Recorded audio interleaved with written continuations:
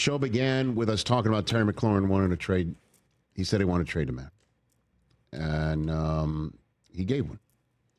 And then we learned from Diana Rossini of The Athletic that Micah was considering drastic measures, including a trade request or even a declaration that he's severing his relationship with the team, per multiple league sources familiar with the situation, because the relationship has deteriorated to that point. What would that look like? Well, we now know.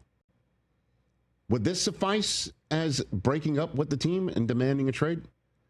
Micah Parsons tweeting out the following. I guess he put it on his notes and then he screen grabbed it and popped it up. It starts with, it was, "Thank you, Dallas," was the headline. Sounds like he's gone. "Yes, I wanted to be here. I did everything I could to show that I wanted to be a Cowboy and wear the star on my helmet. I wanted to play in front of the best fans in sports and make this America's team once again. The team my pops and I grew up cheering for way up in Harrisburg, PA. Unfortunately, I no longer want to be here. I no longer want to be held to closed-door negotiations without my agent present. I no longer want shots taken at me for getting injured while laying it on the line for the organization, our fans, and my teammates. I no longer want narratives created and spread to the media about me. I had purposely stayed quiet in hopes of getting something done, but since there's a confusion out there, let me clear some things up." And then he goes in. Details.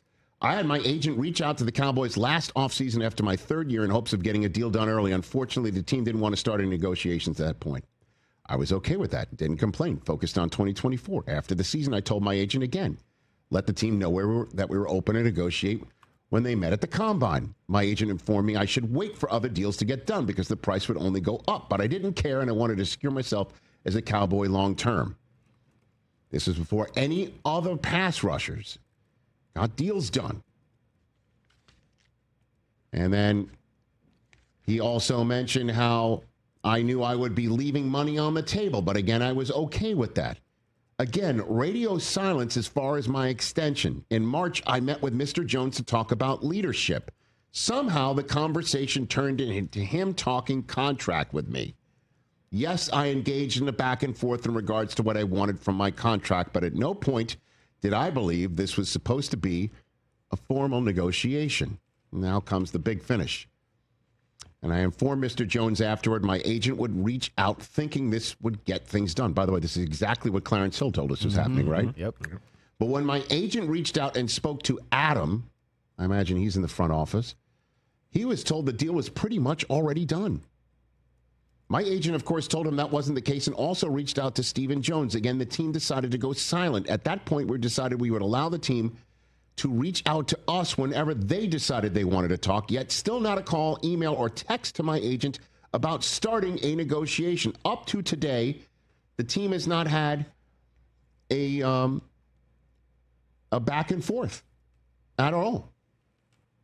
And he said, at this point, we decided we would allow the team, can you keep going? Yet not still a call whatsoever, is what he said. And then we finish up with the big finish here on this statement. I have it here from, again, the NFL Network. Up to today, the team has not had a single conversation with my agent about a contract. Not one demand has been made by my agent about money, years, or anything else. Still, I stayed quiet, but again, after repeated shots at myself and all the narratives, I've made a tough decision. I no longer want to play for the Dallas Cowboys. My trade request has been submitted to Stephen Jones personally. Adam is Adam Pasifka. He's the director of salary cap and player contracts. Thank you, sir. Okay. This tracks with what, the great Clarence Hill told us. And it also tracks with DeMarcus Ware telling us that Jerry likes having conversations with players in his office. They light votive candles. He gets the, and he sets the scene and he starts talking about, you want to be a Dallas Cowboy. This is what we're talking about. And it also tracks with everybody saying that the new head coach there, Brian Schottenheimer, has talked to Micah Parsons about being more of a leader. And again, what that's about is like, stop podcasting so damn much.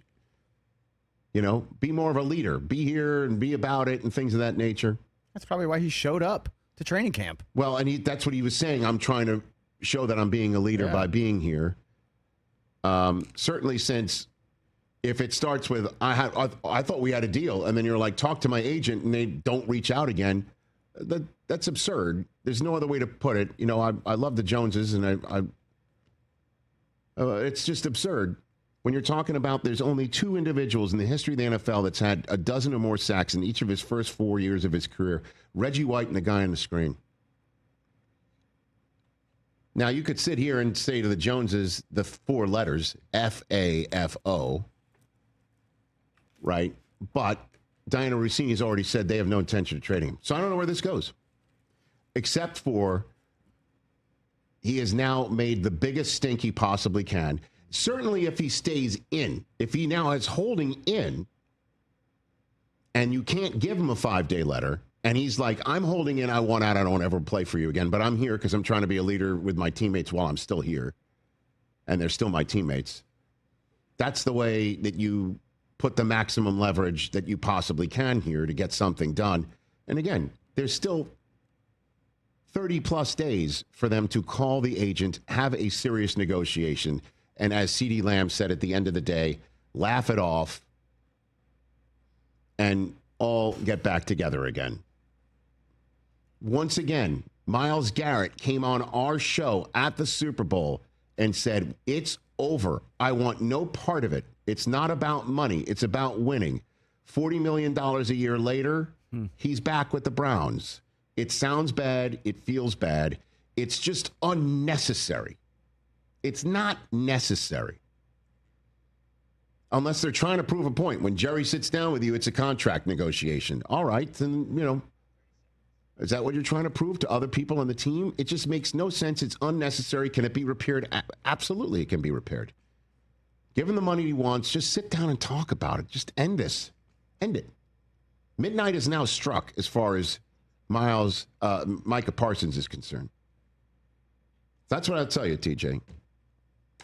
Just sit back and hopefully they talk to each other, because that's the way it should go. Catch the Rich Eisen Show live weekdays from 12 to 3 p.m. Eastern on Roku Sports Channel in the U.S.